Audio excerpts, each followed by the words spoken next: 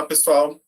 Nós daremos continuidade à nossa disciplina de Fundamentos da Logística, aula 2, referente à semana 2. Meu nome é Thiago Alves de Souza e meu e-mail de contato é thiago.souza@bfsaudeminas.edu.br. Bem, nessa aula nós iremos trabalhar com serviço ao cliente, e também conhecido como nível de serviço. De forma geral, nós podemos dizer que o serviço ao cliente nada mais é do que a qualidade pela qual um fluxo de bens e serviços ele é gerenciado. O nível de serviço ao cliente também pode ser composto pelo tempo de entrega gasto para se levar um produto para um cliente. Envolve também as atividades relacionadas a pré-transação, transação e pós-transação. Ou seja, antes de se fazer uma negociação, durante a execução do serviço e após a execução do serviço. A gente vai falar já daqui a pouquinho. Nós podemos dizer que o nível de serviço ele envolve uma série de atributos, como, por exemplo, entregas mais frequentes, cumprimento de prazos, disponibilidade do produto, informações sobre o produto, ausência de problemas, ausência de avarias, né? De certa forma, o nível de serviço pode ser representado por uma fórmula. Essa fórmula faz análise entre duas variáveis. Como nesse exemplo aqui, o nível de serviço está fazendo uma análise entre a variável pedidos atendidos corretamente e os números de pedidos totais. Então, o nível de serviço, ele vai fazer uma análise, né, do quão eficaz foi a distribuição para atender as solicitações dos usuários. Nesse exemplo, nós temos aqui que de 100 pedidos totais, 95 foram atendidos dentro do prazo.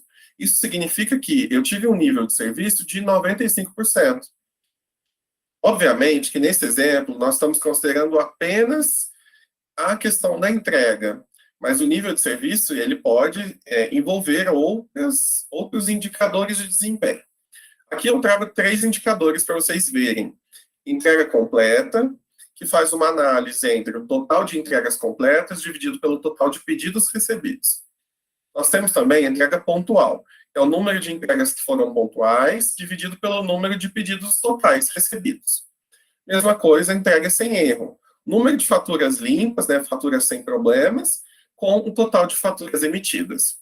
Então, se nós, por exemplo, tivermos de 100 faturas, nós temos 75 faturas que estão limpas, isso significa que 25 faturas estão com problemas, estão com erro. Significa, então, que meu nível de serviço, considerando apenas se essa variável, é de 75%. Tá? É importante dizer o seguinte, que nem sempre o maior nível de serviço é o mais adequado. A empresa precisa considerar que ela precisa atender ao nível de serviço ao cliente, mas ela também precisa levar em conta o que o cliente percebe em termos de nível de serviço. Eu tenho que considerar aqui que existe um nível de serviço que seja mais adequado para esses clientes. Eu tenho que buscar atender ou buscar melhorar o meu nível de serviço até um ponto onde o cliente consiga ter esse entendimento. Porque pode ser que, em muitos casos, a empresa queira superar cada vez mais o seu nível de serviço, melhorando cada vez mais o atendimento para o seu cliente, só que isso pode acarretar numa perda de receita, porque ela vai investindo cada vez na melhoria dos seus serviços, mas se isso não é valorizado, ou melhor do que isso, se não for pago pelo cliente, obviamente que nós vamos ter um problema. Então, a empresa precisa, sim, tentar maximizar o seu lucro na medida com que o seu cliente consiga entender e valorizar que a empresa está melhorando o seu nível de serviço. O nível de serviço, como nós comentamos, ele envolve 3 elementos. Pré-transação, elementos de transação e elementos de pós-transação. Aqui nós não vamos passar por todos eles, mas alguns especificamente. Um elemento interessante que é definido na pré-transação é o que nós chamamos de procedimentos de troca. Os procedimentos de troca precisam estar muito bem claros para todos os envolvidos antes da tomada de decisão, se realmente se vai ocorrer a negociação.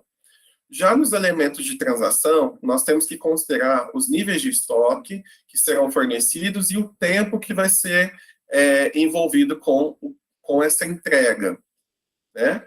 Mesma coisa do risco de atrasos, né? Os elementos de pós-transação referem-se às garantias, aos reparos e às reposições. Então, no nível de serviço, ele pode ser visto somente como uma variável, se assim a empresa desejar, ou o nível de serviço pode ser visto com um conjunto de variáveis que a empresa utiliza ali de maneira harmoniosa para se chegar ao nível de serviço. Tá? O nível de serviço ele pode envolver, então, a quantidade de produtos disponíveis, o tempo de ciclo de pedido, ou seja, o tempo entre o pedido do cliente e o recebimento das mercadorias, que é também conhecido como lead time, o tempo na consistência do prazo de entrega, na frequência da entrega, na entrega física, a flexibilidade dos sistemas de entrega, né, a condições especiais de entrega, condições regulares de entrega, né?